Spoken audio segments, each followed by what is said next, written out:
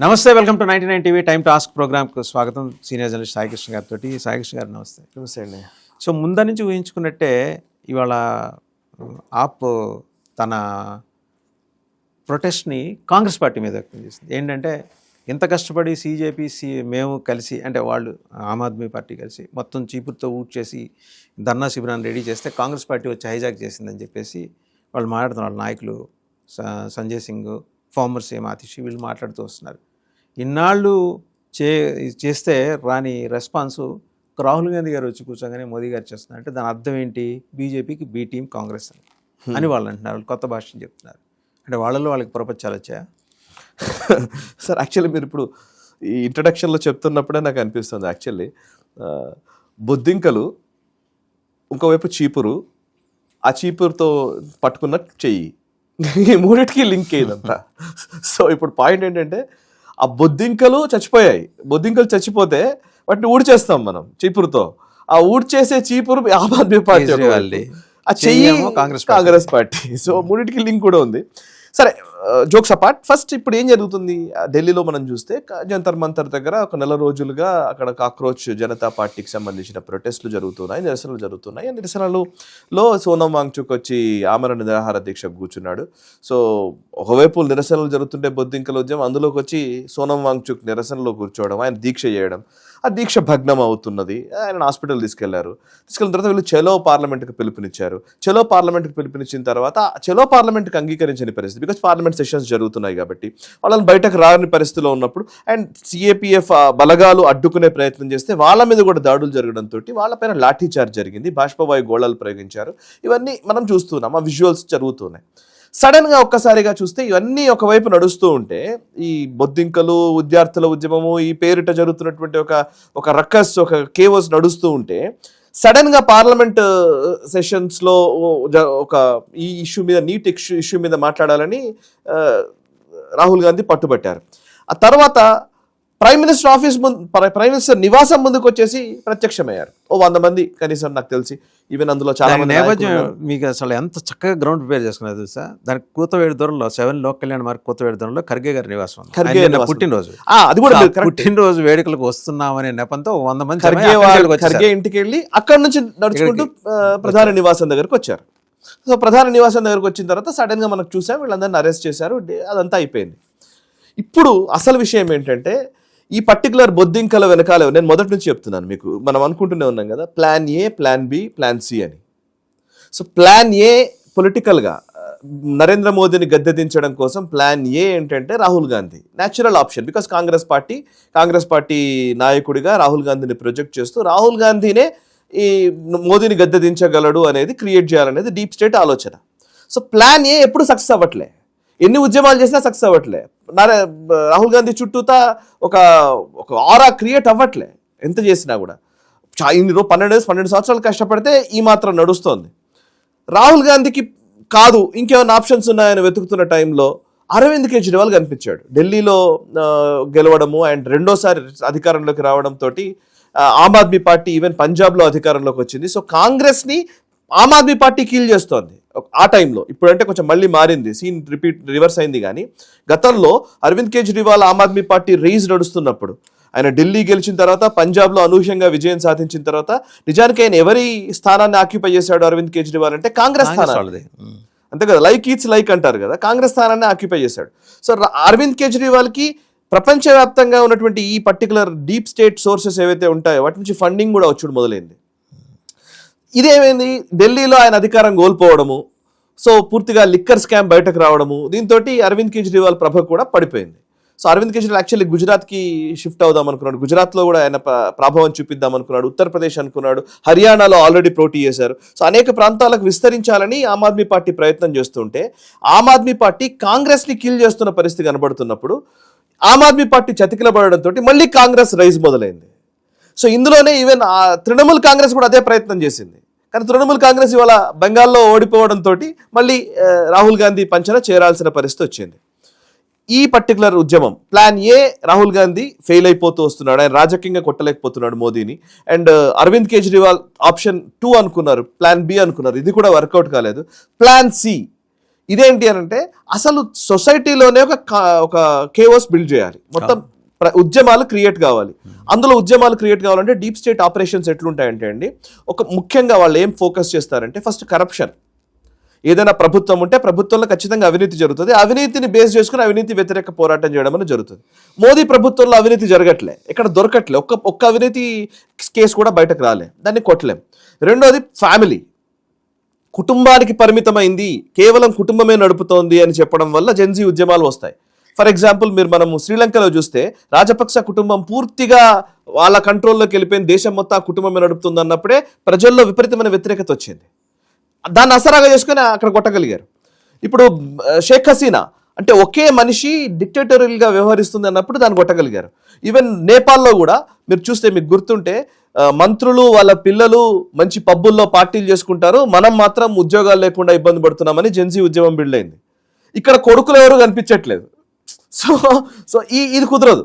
So మూడో option ఏంటి? First అవినీతి, రెండు కుటుంబము, మూడోది విద్యార్థులు, నాలుగోది రైతులు, అండ్ ఐదోది మహిళలు. ఇట్లా ఉంటాయన్నమాట ప్రాసెస్ చూస్తే. సో విద్యార్థులు, రైతుల పేరిట ఫార్మర్స్ ప్రొటెస్ట్ చేయడము, విద్యార్థుల పేరిట ఇప్పుడు ఇది జరుగుతున్నటువంటి ఇది. సో బయట దేశంలో ఒక అలజడి క్రియేట్ కావాలి, ఒక అస్థిరత క్రియేట్ కావాలి, ఒక వ్యతిరేకత బిల్డ్ చేయాలి. ఇది రాజకీయ పార్టీలు చేయలేకపోతున్నాయి, ప్రజల్లోనే కాన్సెన్సస్ బిల్డ్ చేసి ఒకటి తీసుకురావాలనేది కాక్రోచ్ పేరిట వచ్చినటువంటి ఉద్యమం. లిటరల్గా మాట్లాడితే ఇది ఒక రూపం తీసుకుంటూ వస్తోంది. సో ఇది తీసుకున్నప్పుడు దీన్ని ఎవరు ఆ ఫలితాన్ని తీసుకోవాలి అనే దగ్గర ఇప్పుడు కొట్లాట.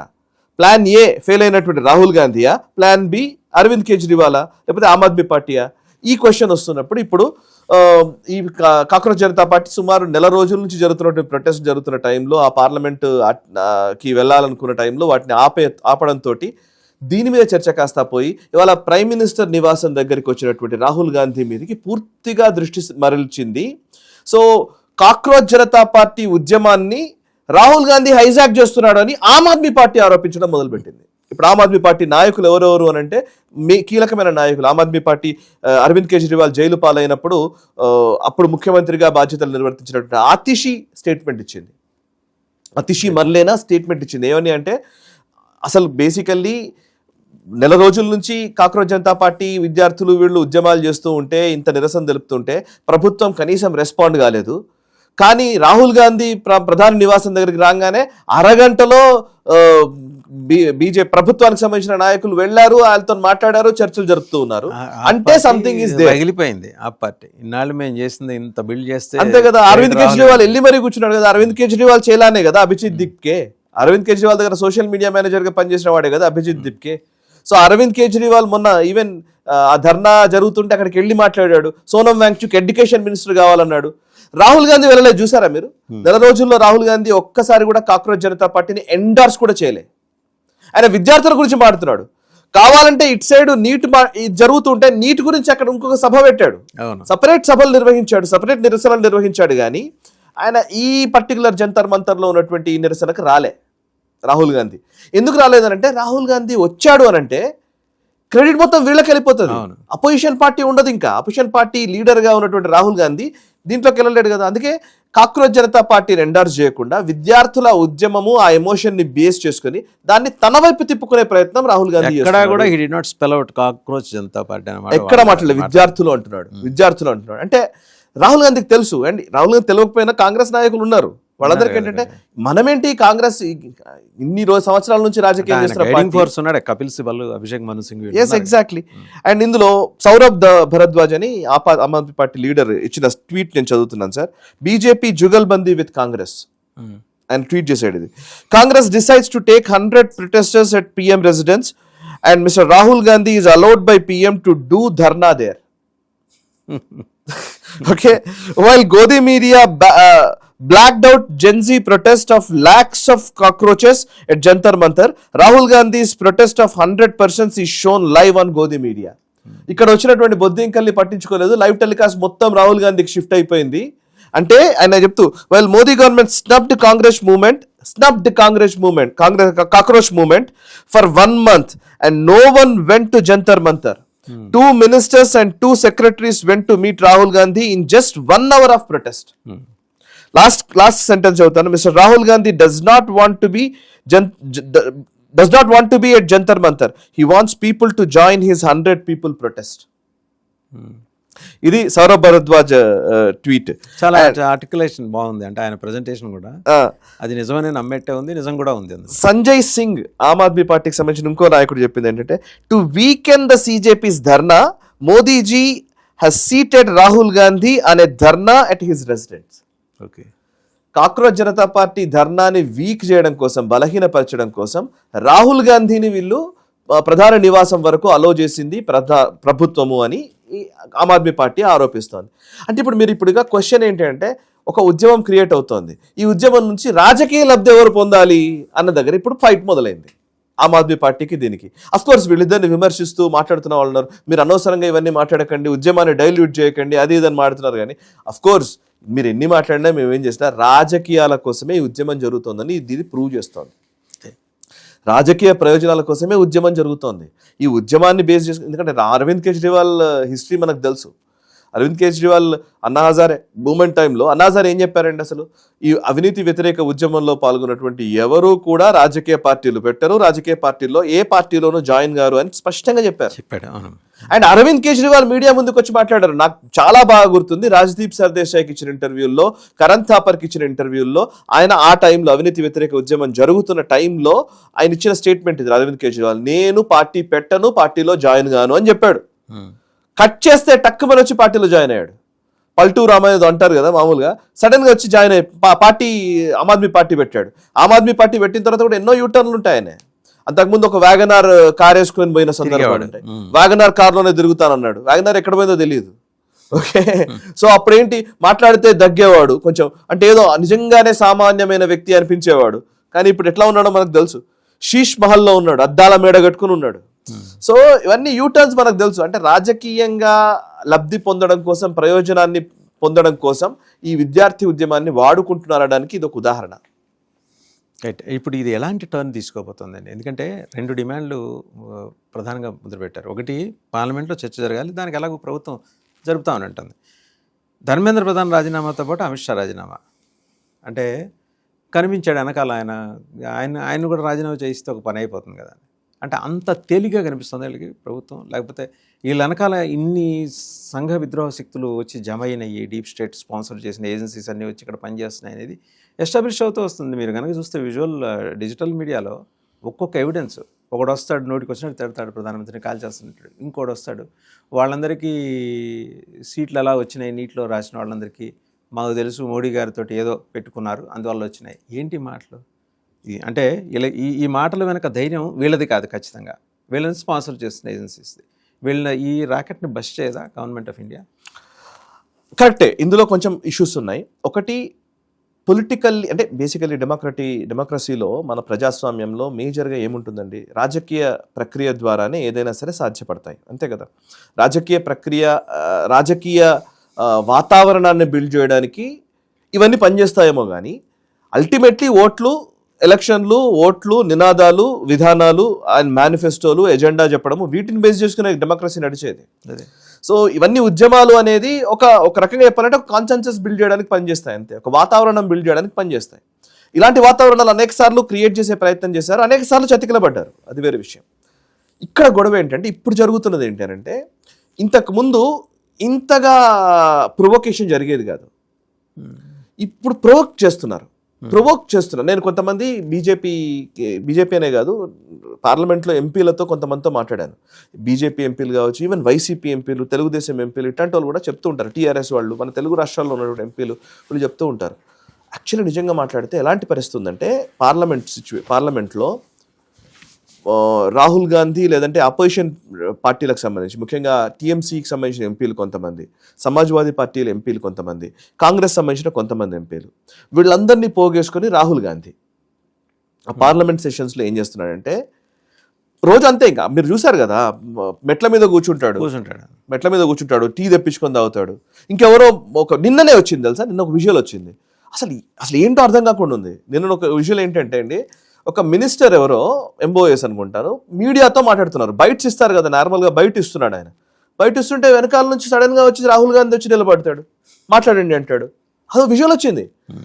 యాక్చువల్లీ ఇది అంటే నిజంగా అంటే మీ స్థాయికి తగ్గట్టుగా మీరు బిహేవ్ చేయాలి.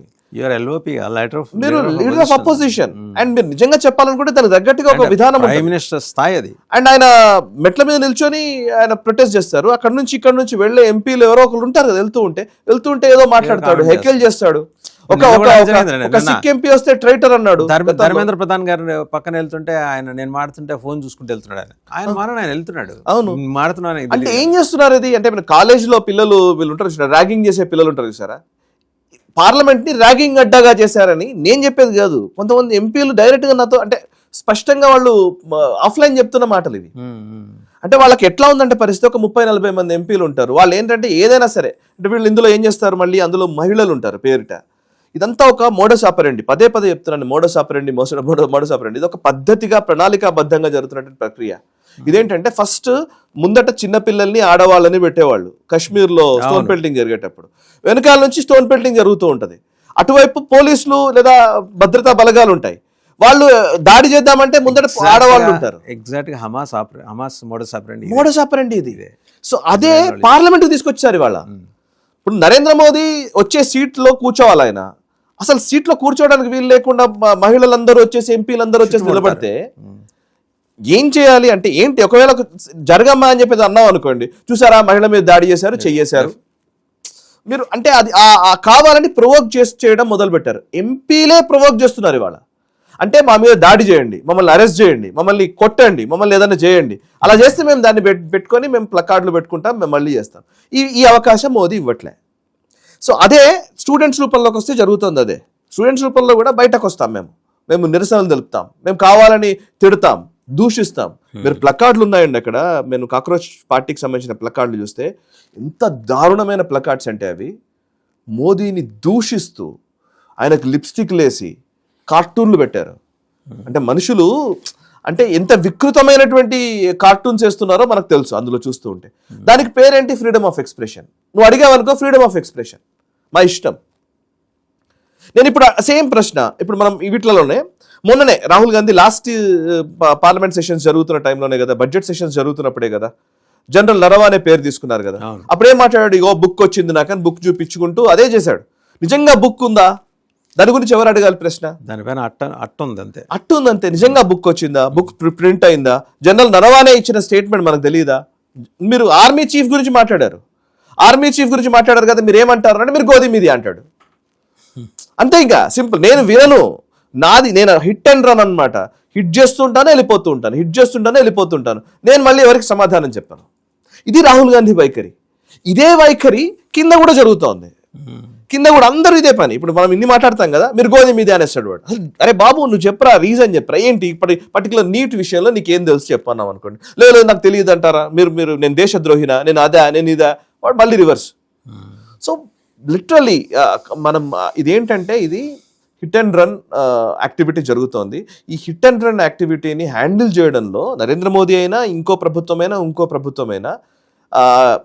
ఇది కొంచెం ఇబ్బందికరమే. అంటే ఇది ప్రజాస్వామ్య దేశంలో ఒక బాధ్యత కలిగినటువంటి వ్యక్తులు, ఆ గౌరవప్రదమైనటువంటి స్థానాల్లో ఉన్న వాళ్ళు దానికి గౌరవానికి భంగం కలిగించే విధంగా వ్యాఖ్యలు చేస్తూ ఉంటే ఎలా మాట్లాడతాం? ఇది అసలు ప్రాబ్లం. ఆయన రాహుల్ గాంధీ నువ్వు ఎందుకు కన్నుగొట్టావు పార్లమెంట్లో కూర్చొని అడిగావు అనుకోండి, దానికి సమాధానం చెప్పడు ఆయన. మీరు రాఫెల్లో అవినీతి జరిగిందన్నారు కదా, ప్రూవ్ చేయండి, లెటర్ చూపించండి అన్నావు అనుకోండి, మీరు బీజేపీ మీడియా కదా అంటాడు. సిఏఏ ముస్లింలకు వ్యతిరేకం అన్నావు కదా, ఎలా ముస్లింలకు వ్యతిరేకమో చెప్పు. ఈ దేశంలోని ముస్లింలకు ఒక్కరికైనా కానీ వాళ్ళకు ఈ సిఏఏ వల్ల పౌరసత్వం పోతుందా చెప్పు, సమాధానం చెప్పారంటే లేదు దానికి సమాధానం ఉండదు, ముస్లింలకు వ్యతిరేకం అంతే, మీరు రాజ్యాంగం విరుద్ధం అంతే, దట్స్ ఇట్. ఎన్ఆర్సీ తీసుకొచ్చినప్పుడు కూడా ఎన్ఆర్సీ చేయకూడదు, అయిపోయింది. కాస్ట్ సెన్సెస్ అన్నారు, రాహుల్ గాంధీ కాస్ట్ సెన్సెస్ చేద్దాం అన్నాడు. కాస్ట్ సెన్సెస్ ప్రభుత్వమే చేస్తోంది. ఇప్పుడు సెన్సెస్ లో కాస్ట్ పెట్టారు కదా. అంటే నేను ఎక్కడ మీ మాట వినట్లేదు, ఎక్కడ అకౌంటబిలిటీ లేదు. Please explain. సర్జికల్ స్ట్రైక్స్ జరిగాయి, ప్రూఫ్ ఏది అన్నావు. సర్జికల్ స్ట్రైక్స్ అప్పుడు ప్రూఫ్ చూపించలేకపోయారేమో, మన నిజంగా విజువల్స్ తీసుకోలేకపోయారు. మన ఆర్మీ చెప్పిన మాట వింటారు అని దేశం అనుకుంది, ఒప్పుకుంటారు అనుకున్నారు. నెక్స్ట్ బాలాకోట్ స్ట్రైక్స్ వచ్చేసరికి విజువల్ చూపించారు. విజువల్ చూపిస్తే అవన్నీ ఫేక్ వీడియోస్ అన్నావు. ఆపరేషన్ సింధూర్కి వచ్చేసరికి ఇంకాస్త ప్రిసైజ్డ్ విజువల్స్ చూపించారు, మరింత ఫేక్ అన్నారు. అంటే ఒక ఎక్స్ట్రీమ్ ఒకటి ఉంటుంది కదా, ఏ స్థాయికి పోయి మాట్లాడతావు అనేది ఉండాలి కదా సార్. అదేం లేదనమాట. మెయిన్ ఎజెండా కాంగ్రెస్ కానీ, అంటే కాంగ్రెస్ ఒకటే, ఇంకా మిగిలిన పెద్ద అబద్ధాలు చెప్పాలి. ఇప్పుడు ఈ సెషన్స్ లో వేటిని అడ్డుకోవాలని చూస్తున్నారు. అసలు పార్లమెంట్ ని అడ్డుకోవాలనేది పాయింట్. ఇప్పుడు పార్లమెంట్ ఎందుకు అడ్డుకోవాలంటే పార్లమెంట్ లో వీళ్ళు ప్రతి పార్లమెంట్ సెషన్స్ లో చాలా అద్భుతమైన బిల్స్ వస్తున్నాయి. ఇప్పుడు FCRA బిల్ వస్తుంది, వందే మాతరం బిల్ వస్తుంది, అండ్ వందే మాతరం మీద ఒక బిల్ తీసుకొస్తారు.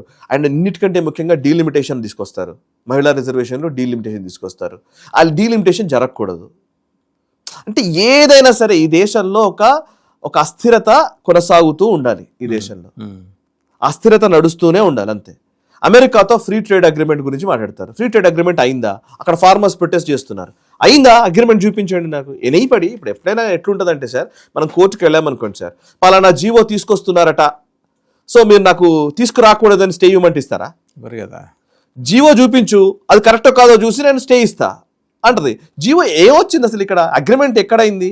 ఏ అగ్రిమెంటు లేకుండా మీరు అయిపోయింది అమెరికాకు మీరు దాసోహం అన్నారు అని చెబితే అసలు వీళ్ళు మాట్లాడే దాంట్లో ఆర్గ్యుమెంట్లో అసలు ఏమన్నా పస ఉందా?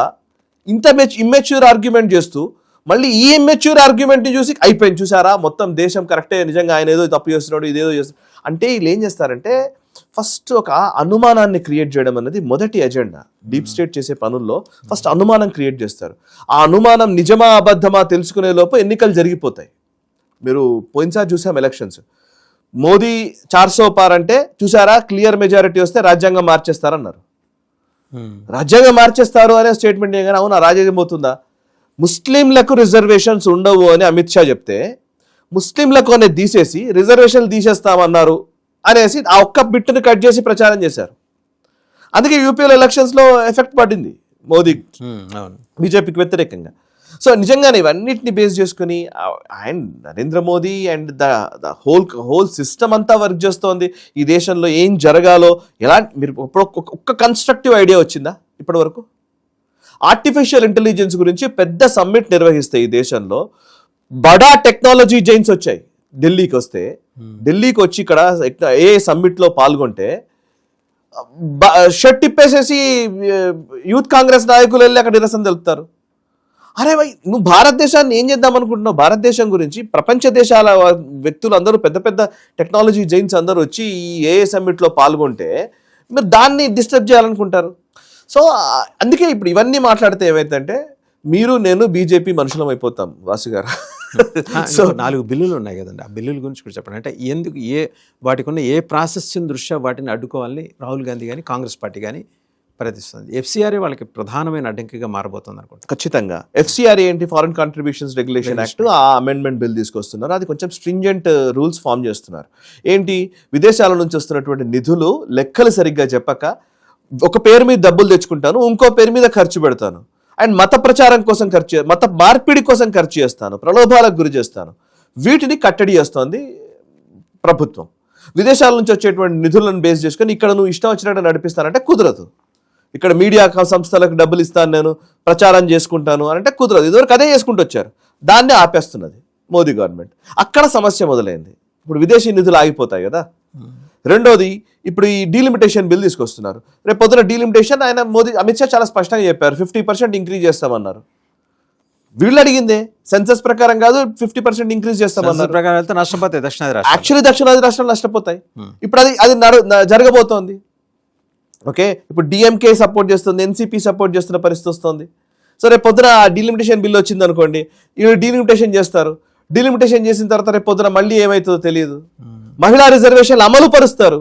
మహిళా రిజర్వేషన్ అమలు పరిస్తే ఇవాళ చూడండి, మన దగ్గర ఓన్లీ తెలంగాణ అంట, నాకు ఎవరు చెప్తున్నారు, పార్లమెంట్ అండ్ ఈ అసెంబ్లీ కలుపుకుంటే సుమారు 60 మంది మహిళలు చట్టసభల్లో ఎంటర్ అవ్వడానికి అవకాశం వస్తుంది. మహిళా రిజర్వేషన్స్ 60 మెంబర్స్, 119 నియోజకవర్గాలు ఉన్న తెలంగాణ అసెంబ్లీ, 17 మంది పార్లమెంట్ సభ్యులు ఉన్నారు, 17. సో ఇప్పుడు ఈ లెక్కన చూస్తే మొత్తం 170-180 అవుతారు, మొత్తం 175-176 అవుతారు అసెంబ్లీలో. అండ్ పార్లమెంట్ కూడా పెరుగుతారు, 25 అవుతారు. అంటే ఇందులో 33% వేసుకుంటే ఒక 60 మంది కావాలి వాళ్ళ మహిళలు. అంటే 60 మెంబర్స్, 60 మంది మహిళలు ఈరోజు చట్టసభల్లో అడుగుపెట్టడానికి డైరెక్ట్ అవకాశం వస్తుంది. సో మహిళలకు ఎంత, సో మహిళా లోకానికి ఇది ఒక పెద్దది అవుతుంది కదా, గేమ్ చేంజింగ్ కదా. సో ఇది జరగకూడదు. అంటే ఇవన్నీ ఏదైతే చర్యలు తీసుకుంటున్నారో ఇవి జరగకూడదు, పార్లమెంట్ సెషన్స్ నిర్వహించకూడదు, బిల్లులు పాస్ కాకూడదు, అండ్ ఇవన్నిటికీ నిరసనలు తెలపాలి, ఇవన్నీ చేసుకుంటూ పోతుంటే సో చూసారా ప్రజలందరూ వ్యతిరేకం ఉన్నారు, ప్రజలంతా వ్యతిరేకతతో ఉన్నారు, ప్రజలంతా కాన్సెన్సస్ బిల్డ్ చేసే ప్రయత్నం చేస్తున్నారు, అబద్ధాలని పదే పదే చెబితే నిజమని నమ్మే పరిస్థితిని క్రియేట్ చేస్తున్నారు. సో దీంతో పాటు నెక్స్ట్ ఇంకా కీలకమైన ఇప్పుడు వందే మాత్రం చూడండి, వందే మాత్రం విషయంలో కూడా కాంగ్రెస్ పార్టీకి అబ్జెక్షన్స్ ఉన్నాయి. కాంగ్రెస్ పార్టీకి సపోర్ట్ చేసే ఈ ఇస్లామిక్ పార్టీలు ఉన్నాయి కదా, మన చార్మినార్ పార్టీ, ముస్లిం లీగు, వీళ్ళు కూడా వాళ్ళకున్న ప్రధానమైన అభ్యంతరం ఏంటి అంటే దాంట్లో ఒక స్పష్టంగా వచ్చాడు, ఒకవేళ పాడకపోతే చట్టపరంగా చర్యలు ఉంటాయి. ఎస్ అవును, అది మ్యాండేటరీ చేసేయాల్సిందే, ఏం అవసరం లేదు. ఈ దేశంలో బతకాలంటే వందే మాత్రం పాడాలి, that's it, no doubt about it. Vande Mataram ఎందుకు పాడలేమంటున్నారండి? ఏంటి ప్రాబ్లం అసలు? వాళ్ళకున్న సమస్య ఏంటి? ఏంటి సమస్య ఏంటి? మతము మా మతానికి సంబంధించిన మతానికి విరుద్ధంగా ఉంటుంది అంటే ఏఆర్ రెహమాన్ వందే మాత్రం పాటనే పెట్టాడు, ఆయన ముస్లిం కాదా? ఎంతమంది వందే మాత్రం నినాదంతో ముస్లిం నాయకులు ఫ్రీడమ్ స్ట్రగుల్లో పాల్గొన్నారు? ఏం ఆడుతున్నాం మనం అంటే ఏం లేదు, ఇది జస్ట్ అప్పీస్మెంట్ సార్. ప్రాబ్లం ఏంటంటే ఈవెన్ ముస్లిమ్స్ని కూడా మన కాంగ్రెస్ పార్టీ అండ్ కో వీళ్ళు ఏం చేసుకుంటూ వచ్చారంటే, ముస్లిమ్స్ నిజానికి ఈ దేశంలో దేశభక్తులు ముస్లిమ్స్ చాలా మంది ఉన్నారు, మీరు దేశభక్తులు అని చెప్పరు. అది ఏం చేస్తారంటే వీళ్ళని మొఘలులకి వారసులుగా, నిజాం వారసులుగా వీళ్ళని చిత్రీకరిస్తారు. మీరంతా నిజాం వారసులు, మీరంతా మొఘల్ వారసులు. చూసారా మొఘల్ షాజహాన్ ఔరంగజేబ్నో తిడితే ముస్లింలను తిట్టినట్టు అవుతుంది సార్? ఎందుకు అవుతుంది? షాజహాన్ ఔరంగజేబ్ ఇద్దరు ఇన్వేడర్సే. ఈ దేశంలో ఒక రాజు ఏదైనా తప్పు చేశాడంటే వాడిని దండించాలి, శిక్షించాలి. ఈవెన్ మనం రావణాసురుడిని తిడతాం సార్, రావణాసురుడు హిందువే, శివలింగ ఆయన దాని ఏమంటారు పెద్ద శివతాండవ స్తోత్రమే రాసిన వాడు, శివభక్తుడు. రావణాసురుడు తిట్టామా మనం? రాక్షసుడు అనమా మనము? సో మొఘళ్ళ విషయంలో ఎందుకు నీకు అంత అప్పీస్మెంట్ అంత? అది ఔరంగజేబుని తిడితే నీకేంటి ప్రాబ్లం? ముస్లింలు ఎందుకు దాన్ని ఇన్వాల్వ్ చేస్తారు? నేను ఔరంగజేబుని తిట్టాను, మొఘల్ రాజుల్ని తిట్టాను, లేదంటే నిజాం నిరంకుశ పరిపాలనకు సంబంధించి వ్యతిరేకించాను. నిజాము అందరు హిందువుల్ని చంపారా? షోయబుల్లా ఖాన్ చేయి నరికింది ఎవరు? షోయబుల్లా ఖాన్ చంపింది ఎవరు? షోయబుల్లా ఖాన్ ఎవరు? ముస్లిం కాదా? నిజాంని పొగడడం అంటే షోయబుల్లా ఖాన్ అవమానించడం కాదా? ఇదంతా ముస్లిం. చూసారా మీరు? ప్రాబ్లం అంటే ఇది అర్థమవుతోంది, ముస్లిమ్స్ కూడా అర్థమవుతోంది ఇది. ఓకే, అంటే ఈవెన్ ముస్లిం సమాజంలో కూడా ఇది అర్థమవుతుంది. కాబట్టి అరే నిజమే కదా, నా పేరు చెప్పుకొని వీడు కదా, అంటే చెట్టు పేరు చెప్పి కాయలు అమ్ముకున్నారు ఏదో అంటారు కదా, సో నా పేరు చెప్పి కదా వీళ్ళు చేస్తున్నది. నేను గత 12 సంవత్సరాల్లో మీరు లెక్కలు తీయండి వాసు గారు, నేను టెల్లింగ్ యూ దిస్. నేను చాలా మంది ముస్లిం వాళ్ళతో కూడా చెప్తూ ఉంటాను, 2014 నుంచి ఇప్పటి వరకు మైనారిటీ కమిషన్ ద్వారా లేదా మైనారిటీస్కి ఇచ్చేటువంటి నిధులు తగ్గాయా పెరిగాయా? లెక్క తీయండి. పెరిగాయి, 2 రెట్లు పెరిగాయి. మైనారిటీలకు ఇచ్చే నిధులు, మైనారిటీలకు ఇచ్చేటువంటి హక్కులు ఏ మాత్రం ఆపలేదు. హజ్ యాత్ర దగ్గర నుంచి ప్రతిదీ జరుగుతున్నాయి, తగ్గలేదు. వీళ్ళు కూడా చెప్పాలి, గవర్నమెంట్ కూడా, గవర్నమెంట్ చెప్తోంది. కాకపోతే ఇదే చెప్తున్నాను, దాన్ని ఏమంటారు, వినము అంతే. మేము ఒక రకంగా చెప్పాలంటే చెవిటి వాళ్ళలాగానే బిహేవ్ చేస్తాం. మీరు అంతే, మీరు వ్యతిరేకం. యోగి ఆదిత్యనాథ్ గారి రోజు పొద్దున ప్రజా దర్బార్ పెడతారు. ఆయన ఎవ్రీ డే ఆయన వీళ్ళని కలుస్తుంటారు, వీక్లీ ఒకసారో ఏదో ఉంటుంది. ఇంతకు ముందు అయితే ఆయన పేరేంటి, ఆయన ఇప్పుడు గోరఖ్పూర్ గెలిచిన సందర్భంలో ఎంపీగా ఉన్నప్పుడు కూడా, ఆయన ఇంకా ముఖ్యమంత్రి కాకముందు చాలా మంది ముస్లింలు పొద్దున వచ్చేసి ఇక్కడ ఇంతో మాట్లాడేసి మధ్యాహ్నం భోజనం చేసిపోయేవాళ్ళు యోగి ఆదిత్యనాథ్ గారి దగ్గరికి. చాలా మంది ముస్లింలు ఆయన ఇప్పటికీ కలుస్తూనే ఉంటారు. సో ముస్లిం సమాజం ఇవాళ వాళ్ళకు కూడా అర్థం కావాలి, అంటే మన పేరు చెప్పుకొని ఎవరు ఆట ఆడుతున్నారు అని. ఇప్పుడు ఓవైసీ, మీరు ఇందాక చెప్పిన ఓవైసీ కావచ్చు, లేకపోతే కాంగ్రెస్ పార్టీ నాయకులు కావచ్చు, వీళ్ళందరూ వీళ్ళని మత ఛాందసవాదులుగా ఉంచినంత కాలమే వీళ్ళకి లబ్ధి. అంతే. మోదీ గారు కాశ్మీర్కి వెళ్ళినప్పుడు ఏం చెప్పారు తెలుసా? మీ చేతిలో గన్ను కాదు ఉండాల్సింది, ల్యాప్టాప్ అన్నారు. వీరు కాశ్మీర్లో కొన్ని కోట్ల రూపాయల నిధులు అక్కడ ఇస్తున్నారు సార్. అవును. శ్రీనగర్ కేంద్రంగా కొన్ని 10ల సంఖ్యలో యూపీఎస్సీ ట్రైనింగ్ ఇన్స్టిట్యూట్స్ ఉన్నాయి. అక్కడ అభివృద్ధి చేస్తున్నాం చాలా విషయాలు. ఇల్లు ఇవ్వడం గురించి ఏమన్నా మీరు ముస్లిం అని చెప్పి ఇవ్వకుండా ఉన్నారా? అంతే. సో అంటే వందే మాత్రం అనగానే చూసారా, ఇది ముస్లింలకు వ్యతిరేకం, వందే మాత్రం ముస్లింలకు. వాళ్ళు కూడా అనుకుంటారు నిజమేనేమో, ఇది ముస్లింలకు వ్యతిరేకమేమో, కరెక్టేనేమో అని. అబ్దుల్ కలాం గారు పాడలేదా? అబ్దుల్ కలాం గారు భగవద్గీత శ్లోకాలు చదవలేదా? మనం అందుకే ఎవరిని మనం ఇన్స్పిరేషన్గా తీసుకుంటున్నాము. ఈ విషయాలు చెప్పే ప్రయత్నం చేస్తున్న ప్రతిసారి మీరు గోధి మీడియా, మీరు బీజేపీ, మీరు ఇంకోటి అనేసి కథ అయిపోయింది.